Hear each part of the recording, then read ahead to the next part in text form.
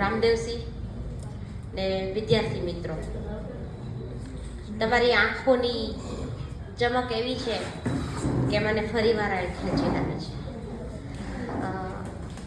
સાહિત્યમાં નાના નાના છોકરાઓ સાથે જ્યારે વાત કરવાની હોય ને ત્યારે થોડુંક લેવલનું વિચારવું પડે, પણ તમારા લેવલ થોડાક સાહિત્યના પ્રિન્સિપાલ સાથે જોડાયેલા છો અને તમારી આંખોમાં મને આમ સાહિત્ય પ્રત્યેની રુચિ જોઈને એવું લાગે કદાચ લેવલ તમારું ઊંચું હશે. હું બીએડ કરતી ને તો આપણે પાઠ લેવાના હોય ને ત્યારે 9મા ધોરણમાં શક્ય હોય તો 11-12માં પાઠ લેવાનું નક્કી કરું, પણ 9મામાં લેવો પડે. જ્યારે લઉં ત્યારે મારે આયોજન બુકમાં એક જ સૂચના આવતી હતી કે વિદ્યાર્થીનું લેવલ જાણવો. મને અમારા મેડમ હતા ને એવું કહેતા હતા, તું હાઈસ્કૂલમાં 9-10માં ભણાવવા જશ ને તો તને બહુ તકલીફ પડશે, 11-12માં હજી લેવલ તારું રહેશે. કારણ કે સાહિત્યનો જીવન એટલે નાના બાળકોના લેવલ સાથે વાત કરવાનું થોડુંક અઘરું થતું હતું, પણ ધીમે ધીમે પછી એક ગ્રીપનેસ આવી જાય. સૌથી પહેલાં થોડા પ્રશ્ન તમને હું પૂછીશ કે તમે 9 અને 11ના વિદ્યાર્થીઓ છો. તમે જ્યારે ગણિત ભણો છો ત્યારે તમને ખબર છે કે ગણિત છે એ આપણને જીવનમાં કઈ રીતે ઉપયોગી છે, તો કે એનું ગણતરી કરવામાં આપણને કામ લાગે છે. એ જ રીતે ઇકો ઓછો કરજે ને બેટા. એ જ રીતે જ્યારે આપણે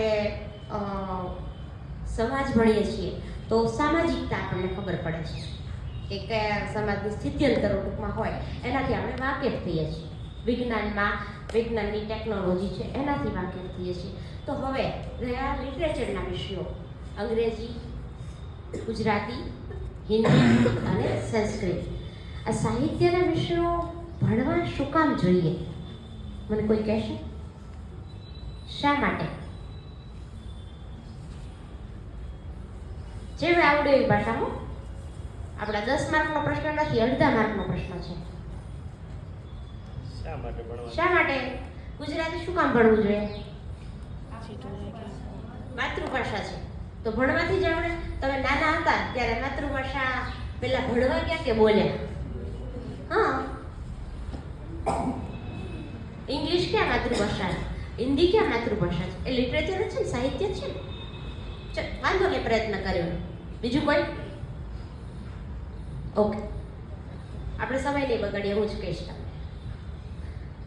તમે આમ બહુ ખુશ હો, આનંદમાં હો ત્યારે તમને ગણિત સરસ આવડતું હોય તો ગણિતના દાખલા ગુનગુનાવો છો, 2 ને 2 4 ને એવું નહીં.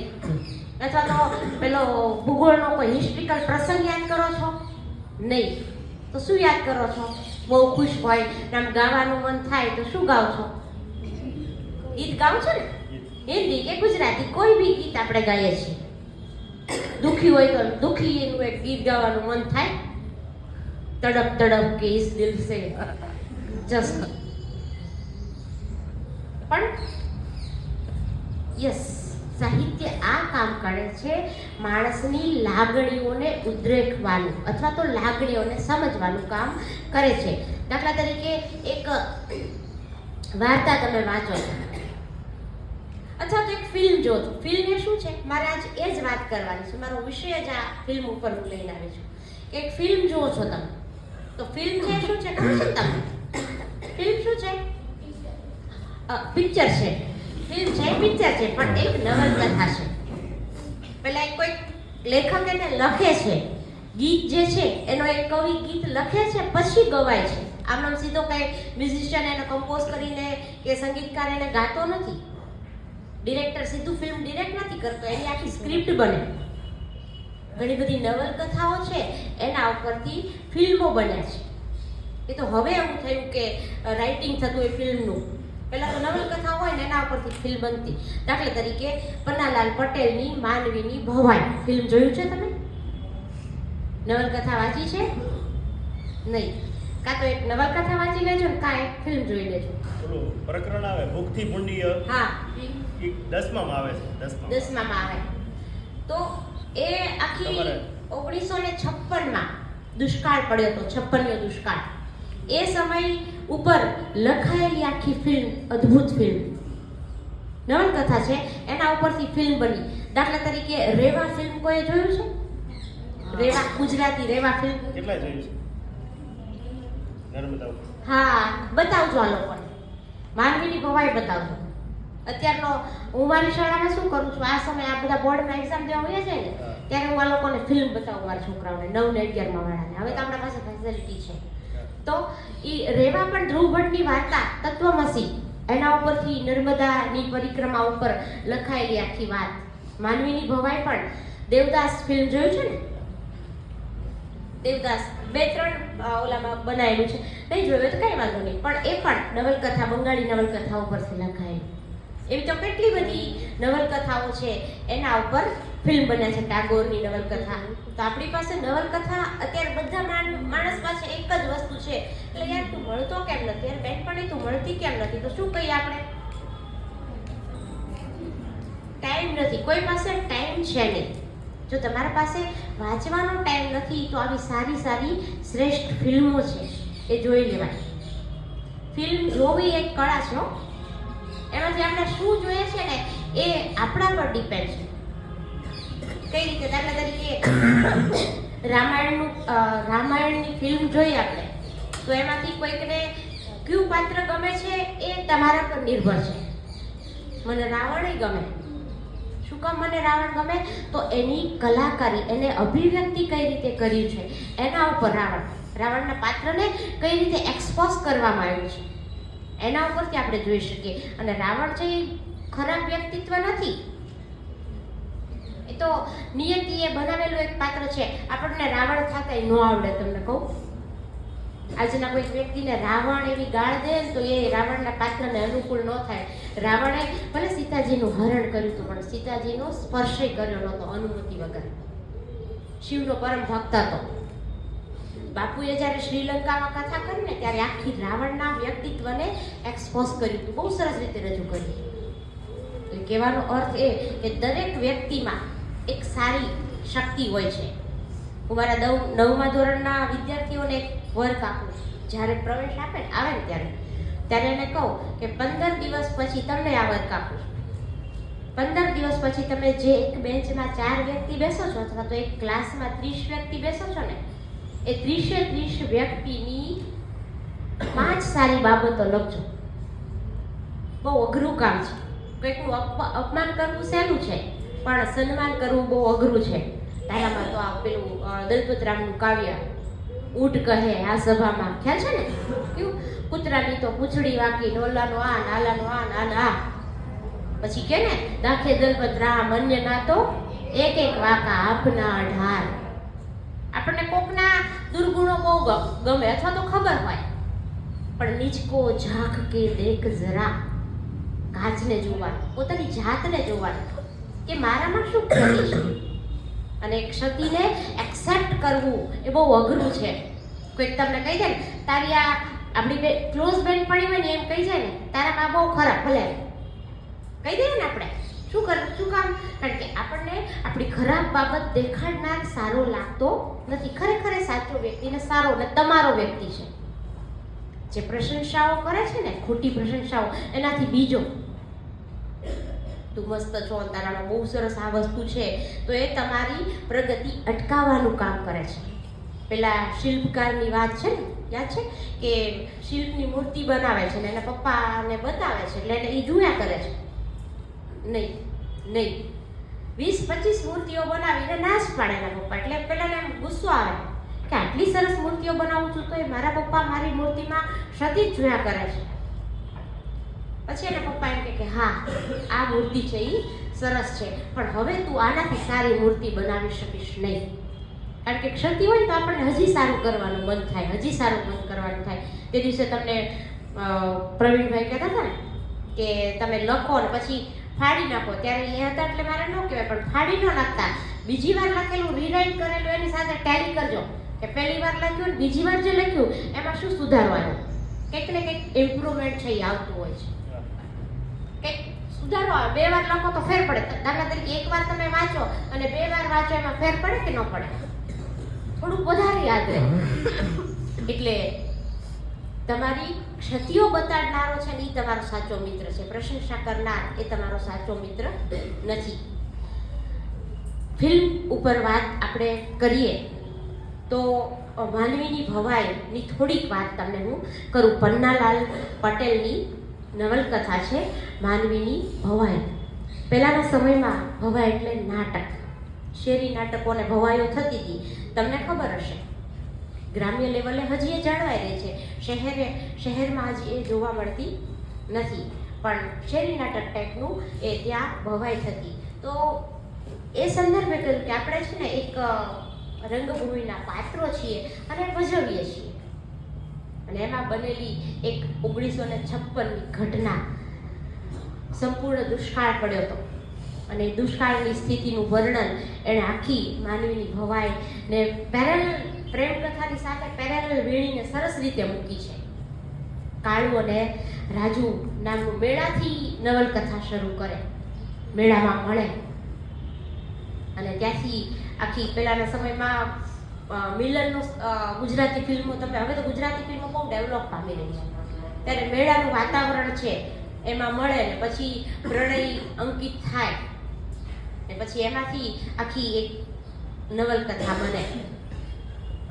અને પછી પાત્રો મળી નથી શકતા એ વાત સાઈડ પર, પણ જે આખો એનો મેઇન ઉદ્દેશ્ય છે એ આખી કે દુષ્કાળ પડે અને પછી તો એ પ્રકારનો દુષ્કાળ, કેટલો દુષ્કાળ પડે કે અનાજની ખોટ પડવા માંડે. વેપારીઓ પાસે તો અનાજ હોય તો એ બારોબાર મોકલી દેતા હોય ને એ બધી આખી વાત સરસ રીતે છે. એ તમે નવલકથા વાંચો અથવા ફિલ્મ જુઓ તો તમને ખ્યાલ આવે. પણ એમાંનો એક પ્રસંગ છે બહુ સરસ, ઉપેન્દ્ર ત્રિવેદીએ પેલાનું કાળુનું પાત્ર ભજવ્યું છે ને એનો જે ડાયલોગ છે એ તમારે ભૂખથી ભૂતાવળ પાઠ જે આવે છે એ જ વાત આખી સરસ રીતે આવે છે કે પેલા જણ લોકો એટલે કે ભાઈઓ બધા બહાર ગયા હોય છે અને આદિવાસી પીઢારાઓ છે એ આવી અને લૂંટવા આવે છે. લૂંટવા જેવું તો દુકાળમાં શું હોય, ઘરમાં કાંઈ હતું જ નહીં, એટલે શું લઈને જાય? માલ ઢાંકરા, ઢોર લઈને વયા જાય છે. હા, ભેંસું લઈને વયા જાય. પણ એ ભેંસુમાં ક્યાં તાકાત હતી? કંઈક માણસને ખાવાનું હોય તો માલઢોરને ખવડાવે, એને લઈ જાય ને પછી ખબર પડે કાળુને કે આપણા માલઢોરને ભેંસુને લઈ ગયા છે, એટલે કાળુ તલવાર લઈને દોડે છે પાછળ. પછી જાય છે, પછી ત્યાં નીચે એ લોકો તો ઉપર વહી ગયા, કાળુ ઉપર જાય છે, ડુંગર પહાડ ઉપરથી જુએ છે અને એ આખો સીન છે ને અદ્ભુત સીન છે. એટલી સરસ રીતે રજૂ કર્યો છે ને કે આમ રૂવાડા ઊભા થઈ જાય, આમ જોવે છે. ત્યાં એ લોકો શું કરે છે, ભૂખ એટલી બધી લાગી ગઈ ને તો એ પેલી ભેંસુને બચકા ભરે છે, પણ એમાંથી કાંઈ નીકળતું નથી અને ભેંસ તડફડિયા મારે છે. ત્યાં કાળુનો ડાયલોગ એ શું કે, ક્યારે આ ભેંસને મારી રહેશે અને ક્યારે આ છૂટી થશે. તલવાર લઈને ઓલા લોકોને મારવા ગયો ને તલવારનો ઘા કરે અને કે લ્યો પીંઢારાઓ, લ્યો આનેથી મારીને ખાઓ. સીધો નીચે આવે છે. ત્યારે પન્નાલાલે જે પેલું મૂક્યું છે એ પછી બદલાવવું પડ્યું હતું કે એક સ્ત્રી નીચે આ ડુંગર નીચે ઉતરીને આવે છે અને એક સ્ત્રી બાળકને ખાતી હોય છે, પોતાના બાળકને. પણ એવું ક્યારેય ન બને, પોસિબલ જ નથી કે માં થઈને એના બાળકને ખાય. એટલે પછી ત્યારે સસવું એવો શબ્દ મૂકવો પડ્યો. તો કદાચ એવું બની શકે નહીં. શું કામ? એને આગળ એને પેલું વાક્ય લખ્યું છે, બુભુક્ષમ ન કિમ ન કરોતી પાપમ, ભૂખથી ભૂંડું કોઈ છે નહીં. અને પછી બેભાન થઈ જાય, પૂછે કે શું થયું? તો કે મેં ભયંકર ભૂખ જોઈ, આવી ભૂખ ક્યારેય જોઈ નહોતી. આખી સરસ વાત છે એ આવે છે. અધૂરી રાખું છું કારણ કે તમને વાંચવાની પછી મજા આવશે, પછી તમે વાંચો. રેવા ફિલ્મની વાત કરું,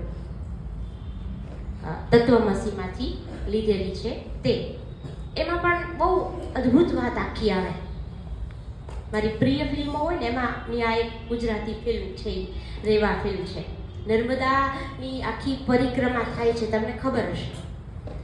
હવે તો નર્મદાની પરિક્રમા તમારે પાઠ આવે છે ને, નર્મદાની પરિક્રમા કદાચ એકાદ વર્ષમાં આવે છે અથવા બદલાઈ ગયો હશે. નર્મદાની પરિક્રમા તમે લીગલી કરો ને તો 3 વર્ષ કરવી પડે નહીં, પણ 3 વર્ષ જ લાગે. એ રીતે નર્મદા નદીની વિશિષ્ટતા શું છે ખબર છે ને? નર્મદાની નદીના ફરતે ફરતે એટલા શિવાલયો છે કે જ્યાં ક્યાંય નહીં હોય. અને એના દરેક નર્મદામાં તમે આમ ડૂબકી મારીને આમ હાથમાં કોઈ પણ પથ્થર લઈને આવો ને તો કંકર એટલા શંકર, રાઉન્ડ ગોળ જ પથ્થરો મળે, શિવલિંગ આકારના બધા જ. અને એકદમ નર્મદા નદી છે એ કેવી છે? એકદમ ક્લીન, ચોખ્ખી. નીચેના પથ્થરો તમે જોઈ શકો. અને એની શાંતિ. આમાંથી કોઈ નર્મદા ગયું છે? ઓકે. જ્યાં નર્મદાના તટે ખૂબ આશ્રમ હોય છે, તમને ખ્યાલ હશે. અને એની એક શાંતિ. નર્મદા આપણે ગંગા નદી છે એ શેના માટે ગંગા નદીને શું કહેવાય છે? પવિત્ર છે ને, પણ મોક્ષદા. એનામાં સ્નાન કરવાથી આપણા પાપ ધોવાઈ જાય એવું કહે છે. મોક્ષ મળે, મોક્ષદાયિની. તો નર્મદા એ આપણી ગુજરાતની જીવાદોરી ને આપણી મોક્ષદાયિની છે. ગંગા સુધી ન જઈ શકીએ તો નર્મદાને સ્નાન કરીએ તો એ આપણા માટે ગંગા છે. એટલે એની વાત આખી સરસ રીતે ધ્રુવ ભટ્ટે કરી છે કે નર્મદાના તટે ફરવાથી જે પરિક્રમા કરવાથી જે ફળ મળે છે એની વાત. તમે જ્યારે પરિક્રમા કરો ત્યારે એકવાર નર્મદા માતા તમને દર્શન આપે. અને તમારા જેવો યુવાનીઓ જે નર્મદા તટનો એક આશ્રમ છે એ આશ્રમનો ટ્રસ્ટી, એના દાદા એના ટ્રસ્ટી હતા. પણ એણે એ ટ્રસ્ટમાં એનું નામ એ રીતે રાખ્યું હતું કે બધા ટ્રસ્ટીઓની સહી એ લઈ લે તો એને ટ્રસ્ટની જે પ્રોપર્ટી છે એ મળે છે. ને પ્રોપર્ટી લેવા માટે અમેરિકા કે વિદેશમાં રહે છે ત્યાંથી અહીંયા આવે છે બધા એની સહી કરવા માટે. ત્યારે બધાની આખી સંસ્કૃતિ જુએ છે, આવે છે, બધાના પરિચયમાં આવે છે, નર્મદાની સંસ્કૃતિ વિશે વાત કરે છે. એક માણસ આવે છે ને પછી એમ કહે છે કે તમે વિદેશથી આવ્યા છો? તો કે હા. તો કે હવે નર્મદા પરિક્રમા શરૂ થવાની છે તો પરિક્રમામાં જે પરિક્રમાવાસીઓ છે ને એના માટે ભોજન માટે કંઈક દાનમાં આપો. એટલે પેલો યુવાનીઓ છે ને, હું કંઈ દાન દેવાનું નથી, મને ખબર છે તમે દાનના નામે શું કરો છો, ખાઈ જાઓ છો, નથી દાન દેવું. કાંઈ વાંધો નહીં, હરી ઈચ્છા તમારે ન આપવું તો એ ગુસ્સે નથી થતો. પછી ટ્રસ્ટીઓની સહી લેવાની છે, છાના માના લેવાની છે, બધાને બોલવા ખ્યાલ આપ્યા વગર. એટલે બધા ટ્રસ્ટીઓ સાથે કોન્ટેક્ટમાં આવે છે, ત્યાંના લોકોને જુએ છે. નર્મદા નદીને આપણે કેમ દ્વારિકાની ધજા ચડાવવાની માનતા રાખીએ છીએ, નદીને સાડી પહેરાવાની માનતા લોકો રાખે. ત્યારે એને નવીન લાગે, તમને નવીન લાગે, વળી નર્મદાને સાડી પહેરાવાની હોય અને એ કઈ રીતે પહેરાવાય? પણ આજની તારીખે નર્મદા નદીને સાડી પહેરાવાય છે નર્મદા જયંતિ હોય ત્યારે. એટલે એ સાડી પહેરાવે ત્યારે બિટ્ટુ ને બંગા નામના 2 છોકરા, એ લોકો આખો સાડીનો આખો રોલ હોય એને પછી આમ તીર મારીને આમ તીર જવા દે ને આખી નદીના આમ ફરતી સાડી મોટી જબર આખો રોલ હોય ને પહેરાઈ જાય. ત્યારે એને એમ થાય કે એન્જિનિયરો તો શહેરમાં હોય પણ એના કરતાં ટેકનિકવાળા લોકો અહીંયા ગ્રામ્ય લેવલે છે એની પાસે. પછી ગાવાવાળા એટલા સરસ સંગીત નાઇટ મનાવે ત્યારે ખબર પડે કે ગામડામાં પણ આટલા સારા ગાવાવાળા છે, આટલા વાદકો છે. છેલ્લે બધાની સહી લેવાની હોય, સહી લેવાનું બધું થઈ જાય પણ વસ્તુ એવી બને કે જે આ બધી વસ્તુમાં નહોતો માનતો. નર્મદાની પરિક્રમામાં, દાન દેવામાં, નર્મદા ઓલામાં, પછી એક માતાનો આશ્રમ હોય છે ત્યાં ત્યાં વિધવા પુનર્લગ્ન નહીં, એ સમયની વાત છે. વિધવાના પુનર્લગ્ન થાય નહીં. એટલે એક છોકરી ને બધાય મારે આમ બાંધી દે, પછી શું કરે કે શું છે કે આ ડાકણ થઈ છે, એને હવે મારી નાખવાની છે. અને પેલી રાડો નાખી, હા હું ડાકણ થઈ છું, હું ડાકણ થઈ છું. પછી એ કહે છે કે ભલે ડાકણ થવે પણ મને એકવાર એને અંગતમાં મળવા દો. પછી એને અંગતમાં એની સાથે વાત કરે છે. પછી પૂછે છે કે તું સાચું કે નર્મદા એટલે નદી જંગલોની બાજુનો વિસ્તાર, એટલે ત્યાંથી એક નાનું બાળક નદીમાં સ્નાન કરતું હતું અને હાવજ કે ઈ આવે અને એના ઉપર વાર કરે અને આ છોકરી એને બચાવે છે. બચાવીને પછી લઈને આવે. છોકરું બચાવે એટલે વાલ તો કર્યું હોય ને એટલે છોકરું લોહી લુહાણ હોય, એને આ મોઢેથી વાલ કર્યું એટલે અહીંયા એને પણ લોહી લાગેલું છે. એટલે ગામના લોકો એના પર એવું કલંક લગાડી દે કે આ ડાકણ થઈને આ છોકરાને ખાઈ ગઈ. ખરેખર ઘટના આ બની હતી, પણ એ ઘટનાને કોઈ સ્વીકારવા તૈયાર જ નથી. અને હવે ડાકણ થઈ છે એટલે હવે શું કરવાનું છે તો કે હવે એ છોકરીને સળગાવી દેવાની છે. જો એ રહેશે તો સમાજ માટે ભયંકર સાબિત થશે. એટલે પછી એનો એક રસ્તો એવો થાય કે ત્યાં એક આયમા હોય, એ આયમાના આશ્રમમાં એને જવા દેવામાં આવે છે. જા તું ત્યાં વહી જા, અને ત્યાં આશ્રમમાં લઈ જાય છે. પછી એને થાય છે કે હવે આ આયમાના આશ્રમમાં મારે આયમાને મળવું છે, છેલ્લો સ્ટેપ. તો આયમાના આશ્રમમાં એને મળવા દેવા નથી, પણ ઓલા બિટ્ટુ ને બંગા માંડ કરી અને એને ત્યાંની વ્યવસ્થા કરાવે છે ને ત્યાં મળવા જાય છે. અને પછી ત્યાં જોવે છે કે આખું દ્રશ્ય એના વ્યક્તિત્વને બદલનારું બીજો પાર્ટ એ છે. જોવે છે કેટલી બધી સ્ત્રીઓ, અને એને એમ હતું કે આ સ્ત્રીઓની પાસે મજૂરી કરાવે છે ને આ કરે છે. પછી ત્યાં જાય ત્યારે એને આખી બધી ઘટના ખબર પડે છે કે જે રીતે આ સ્ત્રીઓનો ત્યાગ કરે છે, વિધવા લગ્ન નથી થતા ને એના પાસે આવા બધા કરાવે છે, અથવા તો એને સતી થવાનું હોય છે, એ બધી સ્ત્રીઓને આયમાં છે એ રાખે છે. અને હરિભજન કરાવે, એને નાના મોટા વર્ક કરવા હોય એ કરાવે છે.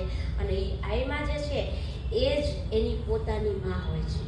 જે પેલો આવ્યો છે ને એના દાદા એને ગોદ લીધો હોય, પછી ખબર પડે છે એના હાથ ઉપર જે નિશાન છે અને એની માએ વર્ષો પહેલાં અહીંયા એની મા ઉપર પણ આવા આક્ષેપો લખાણા હતા. એટલે એણે અહીં આશ્રમ રાખ્યો તો એણે કીધું હતું કે હવે તું આ બધાને સાચવીશ.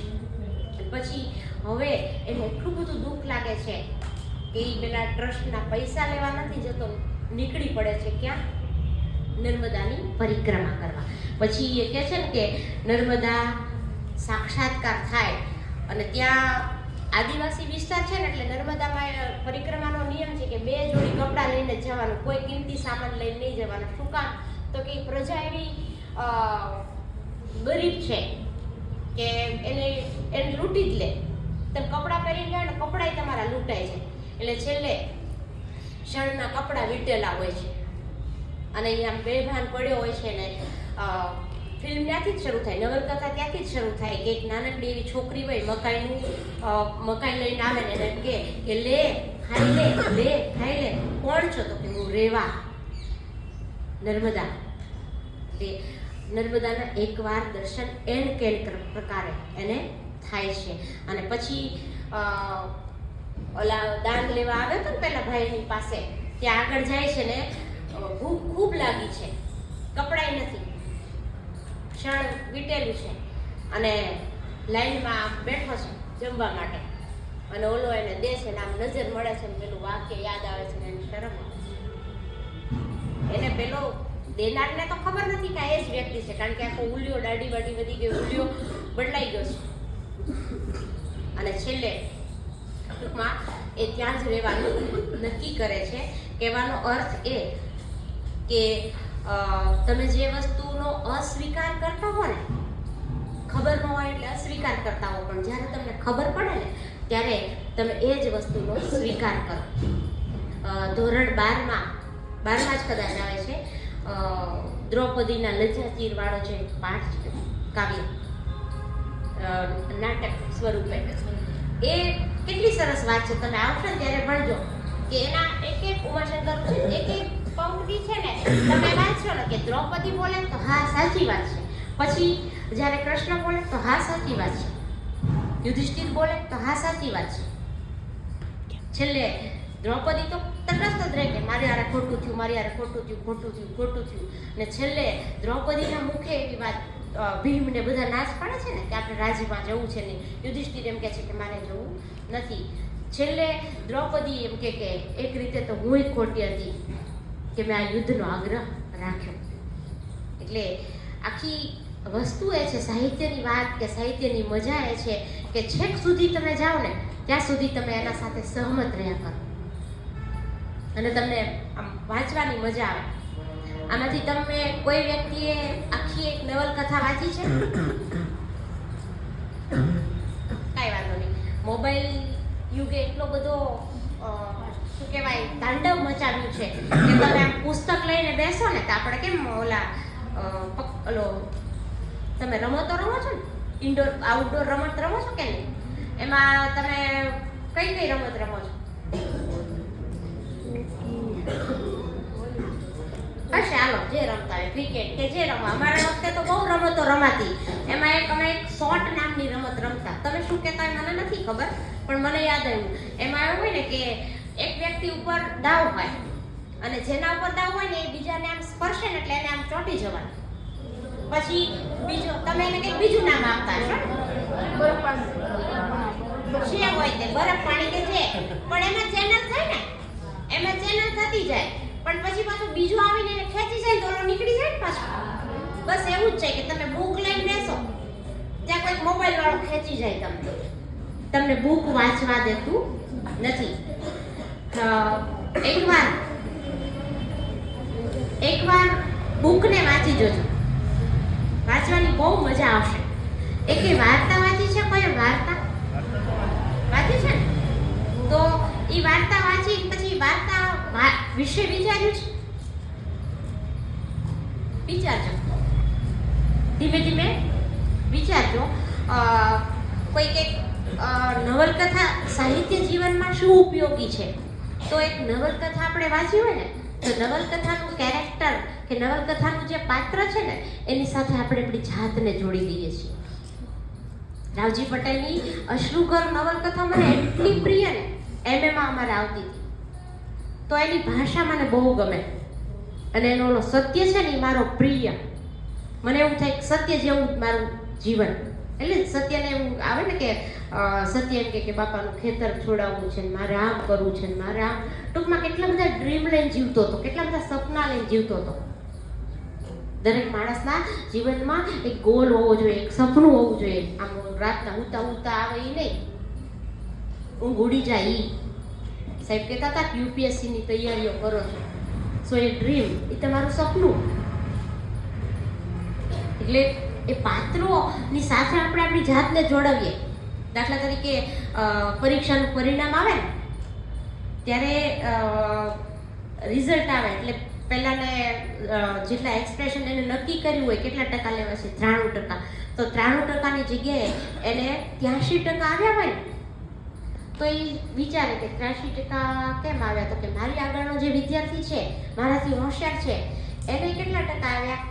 80% આવ્યા. એટલે એ આનંદ કઈ રીતે લેશે કે ઓલાને તો આટલું બધું વાંચ્યું તો એ કેટલા આવ્યા? 80 જ આવ્યા અને મારે એનાથી 3 તો આવ્યા 83%. પછી નાપાસ થયેલા વિદ્યાર્થીનું ગ્રુપ હશે ને એમાંથી એક વિદ્યાર્થી આ થોડોક આનંદ માણશે. શું કામ? તો કે હું તો એક જ વિષયમાં નાપાસ થયો, બોલો 3 ગયો. આપણે શું કરીએ છીએ? આપણાથી નીચેનાને જોઈ અને આનંદ લઈએ છીએ. અને આ સાચી વસ્તુ છે. ઊંચેનાને લઈને જોઈને જીવ્યા કરશું ને તો જીવી નહીં શકીએ. આત્મસંતોષ તમને ખબર હોવી જોઈએ કે અને એ કઈ ધાર્યું પરિણામ તો આવે જ નહીં, ચોક્કસ આવે, પણ એમાં સમથિંગ થોડું ઘણું તો એડજસ્ટમેન્ટ થવાનું અથવા તો આગળ પાછળ થવાનું છે. પણ પછી મારે તો 83% જ આવ્યા, મારે તો 83% જ આવ્યા. દિવ્ય ભાસ્કરમાં ઓલું કાર્ટૂન આવે છે ને પીસીનું, મારું પ્રિય કાર્ટૂન, એમાં લખેલું હોય ત્યારે રિઝલ્ટ આવ્યું ને ત્યારે 2 ચિત્ર મસ્ત દોર્યા હતા. એક બોયઝના હાથમાં રિઝલ્ટ હતું અને આમ આનંદ સાથે હતો અને એક ગર્લ્સ આમ મોઢું બગાડીને રિઝલ્ટ જોતી હતી. પણ રિઝલ્ટ બેયના કયા હતા ખબર? ગર્લ્સના 93%, 93% એ મોઢું બગાડીને બેઠી અને ઓલો 35% એ પાસ થઈ ગયા.